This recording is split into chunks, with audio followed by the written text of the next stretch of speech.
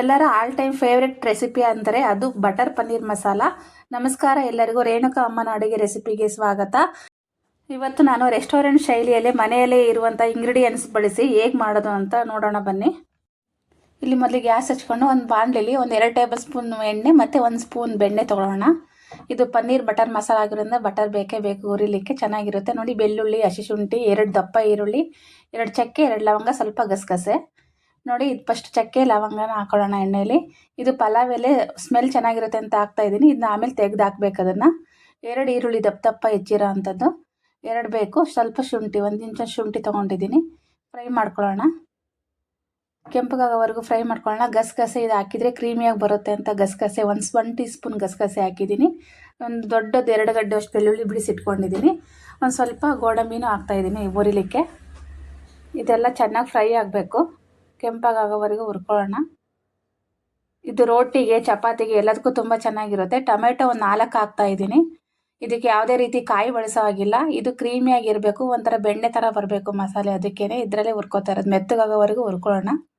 ಈ ಥರ ಹುರ್ಕೋತಾ ಇರೋಣ. 3/4 ಸ್ಪೂನ್ ಜೀರಿಗೆ ಹಾಕ್ಕೊಳ್ಳೋಣ. ಎಲ್ಲ ಮಸಾಲೆನೂ ಅಷ್ಟೇ, ಏನು ಬಟರಲ್ಲಿ ಫ್ರೈ ಮಾಡ್ತಾ ಇದ್ವಿ ಎಲ್ಲದನ್ನು ಇದಕ್ಕೆ ಹಾಕೋಬೇಕು. ನೋಡಿ, ಧನಿಯಾ, ಗರಂ ಮಸಾಲ, ಅರಿಶಿನ ಪುಡಿ, 2 ಸ್ಪೂನ್ ಖಾರದ ಪುಡಿ. ನೀವು ಖಾರದ ಪುಡಿ ಕೆಂಪಗಿಲ್ಲ ಅಂದರೆ ನೀವು ಬ್ಯಾಡಗೆ ಮೆಣಸಿನ್ಕಾಯಿ ಯೂಸ್ ಮಾಡ್ಬೋದು.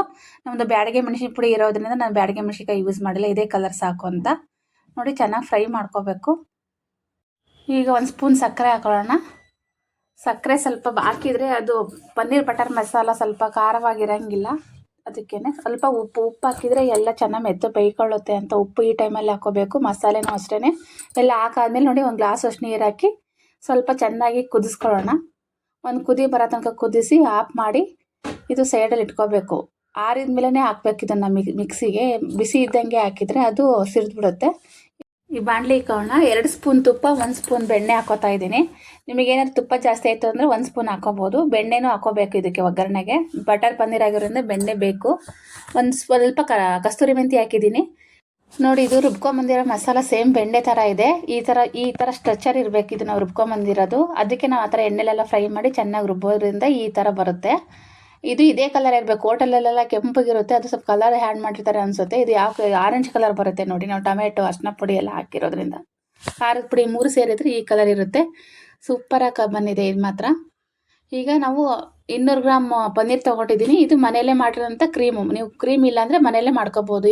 ಈ ಕ್ರೀಮ್ ಹೇಗಪ್ಪ ಮಾಡೋದಂದರೆ, ಹಾಲಿನ ಕೆನೆ ಎತ್ತಿಟ್ಟಿರ್ತೀವಲ್ಲ, ಹಾಲಿನ ಕೆನೆ ಮತ್ತು ಅರ್ಧ ಗ್ಲಾಸ್ ಹಾಲು ಹಾಕಿ ನಾವು ಮಿಕ್ಸಿಲಿ ಸಣ್ಣಗೆ ಗ್ರೈಂಡ್ ಮಾಡಿದ್ರೆ ಅದು ಕ್ರೀಮ್ ಥರ ಬರುತ್ತೆ. ಅದನ್ನೇ ಕ್ರೀಮಾಗಿ ನಾವು ಉಪಯೋಗಿಸ್ಬೋದು. ಈಗ ಈ ಟೈಮಲ್ಲಿ ಟೇಸ್ಟ್ ಚೆಕ್ ಮಾಡ್ಕೊಳ್ಳೋಣ. ಸ್ವಲ್ಪ ಉಪ್ಪು ಕಡಿಮೆ ಆಯಿತು, ನಾನು ಉಪ್ಪು ಹಾಕ್ಕೊಂಡಿದ್ದೀನಿ. ಆವಾಗಲೇ ಒಂದು ಸ್ವಲ್ಪ ಹಾಕಿದ್ದೆ, ಕಡಿಮೆ ಇತ್ತು ಆದರೂ ಹಾಕಿದ್ದೀನಿ. ನೋಡಿ, ಹಿಂಗೆ ಒಂದು 5 ನಿಮಿಷ ಲಿಡ್ ಮುಚ್ಚಿ ಬೇಯಿಸೋಣ ಅದನ್ನು. ಒಂದು 5 ನಿಮಿಷ ಬೇಗನೆ ಆಗ್ಬಿಡುತ್ತೆ ಅದೇನು. ನೋಡಿ, ತೆಗೆದ್ಬಿಟ್ಟು ಈ ಥರ ಇನ್ನೊಂದ್ಸರಿ ಕೈ ಆಡಿ. ಈಗ ಈ ಟೈಮಲ್ಲೇ ನಾವು ಪನ್ನೀರ್ ಹಾಕಬೇಕು. ನಾವು ಈ ಟೈಮಲ್ಲೇ ಎಲ್ಲ ಚೆಕ್ ಮಾಡಿಕೊಂಡು ಏನು ಕಡಿಮೆ ಇದೆ ಹಾಕ್ಕೊಂಡು, ಪನ್ನೀರ್ ಹಾಕಿದಾಗ ಅದು ಸರಿ ಹೋಗಲ್ಲ, ಎಲ್ಲ ಚೆಕ್ ಮಾಡ್ಕೊಂಡೆ ಹಾಕಬೇಕು. ನೋಡಿ, ಈಗ ಪನ್ನೀರ್ ಹಾಕೋಣ.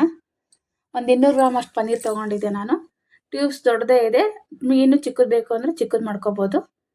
ರೇಣುಕಾ ಅಮ್ಮನ ಅಡುಗೆ ರೆಸಿಪಿಗೆ ಲೈಕ್ ಮಾಡಿ, ಶೇರ್ ಮಾಡಿ, ಸಬ್ಸ್ಕ್ರೈಬ್ ಮಾಡ್ಕೊಳ್ಳಿ ಪ್ಲೀಸ್. ಹಾಗೆ ನಮ್ಮ ಚಾನಲ್ನ ಸಪೋರ್ಟ್ ಮಾಡಿ. ಯಾರು ಹೊಸಬ್ರು ನೋಡ್ತಾ ಇದ್ದೀರಾ ಹಾಗೆ ಅವ್ರನ್ನೂ ಸಬ್ಸ್ಕ್ರೈಬ್ ಮಾಡ್ಕೊಳ್ಳಿ ಪ್ಲೀಸ್. ನೋಡಿ, ಈಗ ಲಿಡ್ ಮುಚ್ಚಿ ಇನ್ನೊಂದು ಸ್ವಲ್ಪ ಬೇಯಿಸ್ಕೊಳ್ಳೋಣ. ಅದನ್ನು ಬೆಂದಿದೆ ಎಲ್ಲೋ ಅಂತ ಸ್ವಲ್ಪ ಕೈ ಎತ್ತಿ ನೋಡಿ. ಅದು ನಾವು ಪನ್ನೀರ್ ಹಾಕಿರೋದು ಸ್ವಲ್ಪ ಬಿಸಿಗೇನೆ ಮೆತ್ತಗಾಗಬೇಕು. ಅದು ಒಬ್ಬೊಬ್ರು ಫ್ರೈ ಮಾಡಿ ಹಾಕ್ತಾರೆ, ಫ್ರೈ ಮಾಡಿ ಹಾಕಿದರೆ ಅಷ್ಟು ಚೆನ್ನಾಗಿರಲ್ಲ. ಇದಕ್ಕೆ ಇದು ಸ್ವಲ್ಪ ಮೆತ್ತಗಿರ್ಬೇಕು. ಬಟರ್ ಪನ್ನೀರ್ ಆಗಿರೋದ್ರಿಂದ ಇದಕ್ಕೆ ಫ್ರೈ ಮಾಡೋಕ್ಕೆ ಹೋಗಬೇಡಿ, ಹಂಗೆ ಹಾಕಿ. ನೋಡಿ, ಈಗ ರೆಡಿಯಾಗಿದೆ ಪನ್ನೀರ್ ಬಟರ್ ಮಸಾಲ. ನೋಡಿ, ಉಳಿದಿರೋಂಥ ಕ್ರೀಮ್ನು ಸ್ವಲ್ಪ ಮೇಲೆ ಹಾಕಿದ್ದೀನಿ, ತುಂಬ ಚೆನ್ನಾಗಿ ಬಂದಿದೆ.